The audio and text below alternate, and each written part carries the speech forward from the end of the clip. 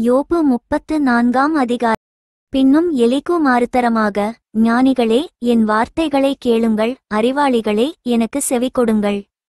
வாயானது போஜனத்தை ருசி பார்க்கிறது போல, செவியானது வார்த்தைகளை சோதித்துப் நமக்காக நியாயமானதை தெரிந்து கொள்வோமாக, நன்மை இன்னதென்று நமக்குள்ளே அறிந்து கொள்வோமாக. யோபு, நான் நீதிமான், தேவன் என் நியாயத்தை தள்ளிவிட்டாரென்று. நியாயம் என்னிடத்தில் இருந்தும் நான் பொய்யனென்று எண்ணப்படுகிறேன், மீறுதல் இல்லாதிருந்தும் அம்பினால் எனக்கு உண்டான காயம் ஆறாததாயிருக்கிறதென்றும் சொன்னாரே. யோபைப் போலவே பரியாசம் பண்ணுதலை தண்ணீரைப் போல் குடித்து அக்கிரமக்காரரோடே கூட்டிக்கொண்டு துன்மார்க்கரோடே திரிகிறவன் யார்? எப்படியெனில் தேவன் மேல் பிரியம் வைக்கிறது மனுஷனுக்கு பிரயோஜனம் அல்ல என்றார்.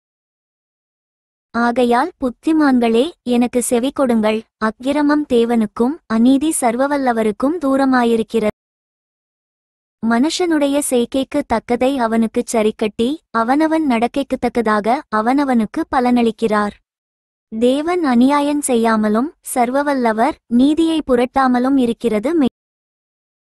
பூமியின்மேல் மனுஷனுக்கு அதிகாரம் கொடுத்தவர் யார்? பூச்சக்கரம் முழுதையும் ஒழுங்குபடுத்தினவர் யார்? அவர் தம்முடைய இருதயத்தை அவனுக்கு விரோதமாய் திருப்பினாராகில் அவனுடைய ஆவியையும் அவனுடைய சுவாசத்தையும் தம்மிடத்தில் இழுத்துக்கொள்ளுவார். அப்படியே மாம்சமான யாவும் ஏகமாய் ஜீவித்துப்போம், மனுஷன் தூளுக்கு திரும்புவான். உமக்கு உணர்விருந்தால் இதைக் கேளும், என் வார்த்தைகளின் சத்தத்துக்கு செவி. நீதியை பகைக்கிற ஒருவன் ஆளக்கூடுமோ? மகா நீதிபரரை குற்றப்படுத்துவீரோ? ஒரு ராஜாவை பார்த்து நீ பொல்லாதவன் என்றும் அதிபதிகளை பார்த்து நீங்கள் அக்கிரமக்காரர் என்றும் சொல்லத்தகுமோ? இப்படியிருக்க பிரபுக்களின் முகத்தை பாராமலும் ஏழையை பார்க்கிலும் ஐசுவரியவானை அதிகமாய் எண்ணாமலும் இருக்கிறவரை நோக்கி இப்படிச் சொல்லலாமா? இவர்கள் எல்லாரும் அவர் கரங்களின் கிரியை.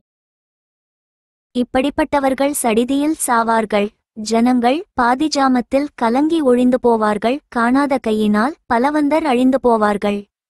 அவருடைய கண்கள் மனுஷருடைய வழிகளை நோக்கியிருக்கிறது, அவர்களுடைய நடைகளையெல்லாம் அவர் பார்க்கிறார். அக்கிரமக்காரர் ஒழித்துக் கொள்ளத்தக்க அந்தகாரமுமில்லை, மரண இருளும். மனுஷன் தேவனோடே வழக்காடும்படி அவர் அவன்மேல் மிஞ்சினதொன்றையும் சுமத்தமாட்டார். ஆராய்ந்து முடியாத நியாயமாய் அவர் வல்லமையுள்ளவர்களை நொறுக்கி வேறே மனுஷரை அவர்கள் ஸ்தானத்திலே நிறுத்துகிறார். அவர்கள் கிரியைகளை அவர் அறிந்தவரானபடியால் அவர்கள் நசுங்கிப் போகத்தக்கதாய் இராக்காலத்தில் அவர்களை கவிழ்த்துபோ. அவர்கள் அவரை விட்டு பின்வாங்கி அவருடைய எல்லா வழிகளையும் உணர்ந்து கொள்ளாமல் போனபடி எளியவர்களின் கூக்குரல் அவரிடத்தில் சேரும்படி செய்ததினாலும் சிறுமையானவனுடைய கூக்குரலை கேட்கிற அவர் எல்லாரும் பார்க்கும்படி அவர்களை துன்மார்க்கரென்று அடிக்கிறார். மாயக்காரன் ஆளாதபடிக்கும் ஜனங்கள் சிக்கிக் கொள்ளப்படாதபடிக்கும் ஒரு ஜனத்துக்கானாலும் மனுஷனுக்கானாலும் அவர் சமாதானத்தை அருளினால் யார் கலங்க பண்ணுவான்? அவர் தமது முகத்தை மறைத்தால் அவரை காண்கிறவன் யார்? நான் தண்டிக்கப்பட்டேன், நான் இனி பாவஞ்செய்ய மாட்டேன். நான் காணாத காரியத்தை நீர் எனக்கு போதியும், நான் அநியாயம் பண்ணினேனானால் நான் இனி அப்படி செய்வதில்லை என்று தேவனை நோக்கி சொல்லத்தகுமே. நீர் அப்படி செய்யமாட்டோமென்கிறபடியினால் உம்மோடிருக்கிறவர்களில் ஒருவனை உமக்கு பதிலாக அதை செய்யச் சொல்வீரோ? நானல்ல, நீரே தெரிந்து கொள்ள வேண்டும், அல்லவென்றால் நீர் அறிந்திருக்கிறதை சொல்லும். யோபு அறிவில்லாமல் பேசினார், அவர் வார்த்தைகள் ஞானமுள்ளவைகள் அல்லவென்று புத்தியுள்ள மனுஷர் என் பட்சமாய் பேசுவார்கள். ஞானமுள்ள மனுஷனும் எனக்கு செவி கொடுப்பான். அக்கிரமக்காரர் சொன்ன மறுத்தரவுகளினிமித்தம் யோபு முற்றமுடிய சோதிக்கப்பட வேண்டியதே என் அபேட்ஸ்.